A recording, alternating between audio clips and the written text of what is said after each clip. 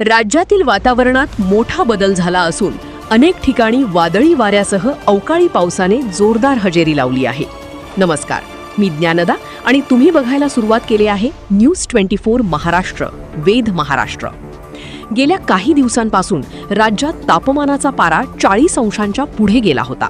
मात्र आज अचानक झालेल्या पावसामुळे हवेत गारवा निर्माण झाला असला तरी जनजीवनावर त्याचा परिणाम होताना दिसत आहे. सिंधुदुर्ग जिल्ह्यात वैभववाडी, फोंडा, करूळ आणि कणकवली परिसरात वादळी वाऱ्यासह जोरदार पाऊस झाला. ताशी 40 ते 50 किलोमीटर वेगाने वारे वाहत असून हवामान विभागाने पुढील 2 दिवसांसाठी येलो अलर्ट जारी केला आहे. सातारा जिल्ह्यातही अवकाळी पावसाला सुरुवात झाली असून पुणे बंगळुरू राष्ट्रीय महामार्ग परिसरात अचानक पावसामुळे वाहन चालकांची तारांबळ उडाली. दीर्घकाळाच्या उष्णतेनंतर आलेल्या या पावसामुळे नागरिकांना काहीसा दिलासा मिळाला आहे. रायगड जिल्ह्यातील महाड तालुक्यात मुसळधार पावसाने जोर धरला आहे.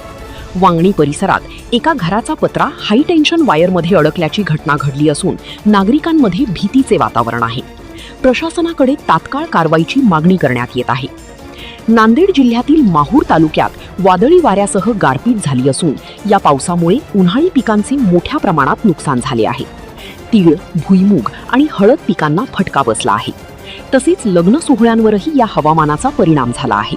दरम्यान हवामान विभागाने पुढील काही दिवस राज्यात वादळी वाऱ्यासह पावसाचा अंदाज वर्तवला असून नागरिकांनी सतर्क राहण्याचे आवाहन करण्यात आले आहे.